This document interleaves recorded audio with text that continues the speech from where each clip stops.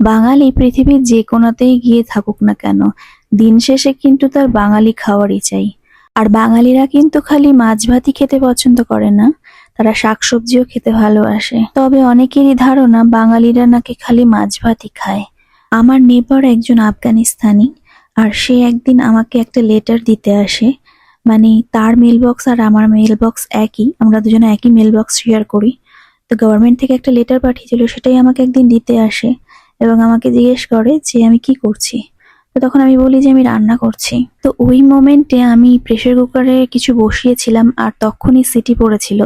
তো তার হয়তো ওই প্রেসার কুকার সম্বন্ধে কোনো ধারণাই ছিল না যে এটা কি বা কাজ কি এটার। কারণ এই জন্যই বললাম যে সেই প্রেসার কুকার সম্বন্ধে সে আমাকে হাজারটা প্রশ্ন করতে শুরু করে দিল। আর তার অনেক প্রশ্নের মধ্যে এই প্রশ্নটাও ছিল যে আমি ইন্ডিয়ার কোথায় থাকি।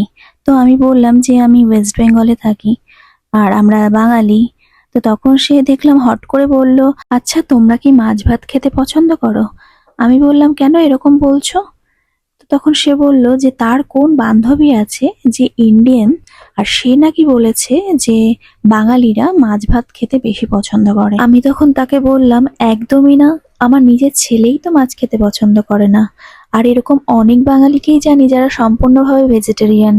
আর যারা মাছ ভাত খায় বা মাছ ভাত পছন্দ করে তার মানে এই নয় যে সারা বছর তারা মাছ ভাতই খায় আর বাকি কোনো কিছু খায় না।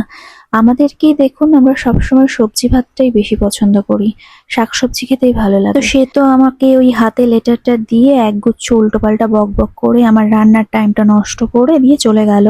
এরপরে লাগলো আমার রান্নায় যুদ্ধ। ইদানিং ইন্ডিয়ান মার্কেটে এই ডাঁটার শাকগুলো খুব দেখা যাচ্ছে। সারা বছর তো এগুলোর কোনো হদিশ পাওয়া যায় না। তো যখনই এগুলো এখন দেখতে পাচ্ছি তখনই একটা করে আটি নিয়ে চলে আসছে। আর বিগত কিছুদিন ধরে বেশ অনেকবারই খাওয়া হয়েছে এই ডাঁটার শাক, তাই এখন আর খুব একটা ভালো লাগছে না। এই আটিটা আনা হয়েছে প্রায় আজ 5-6 দিন হয়ে গেছে, তাই মাথার দিকগুলো একটু শুকনো শুকনো হয়ে গেছে। আর কয়েকদিন রাখলে হয়তো একদম নষ্টই হয়ে যেত শাকটা। আর এর যে মোটা ডাঁটাগুলো ছিল আমি ওগুলো আলাদা করে আবার কেটে রেখে দিয়েছি, যখন কোনো ঘ্যাট বানাবো সবজি দিয়ে তখন ওর মধ্যে দিয়ে দেব। আর সবশেষে পোস্ত দেওয়ার ব্যাপারটা বৌদি আমাকে শিখিয়েছে, আর বেশ ভালোও লাগে খেতে। আর কতটা শাক কেটেছিলাম, কোনটুকু হয়ে গেছে দেখুন।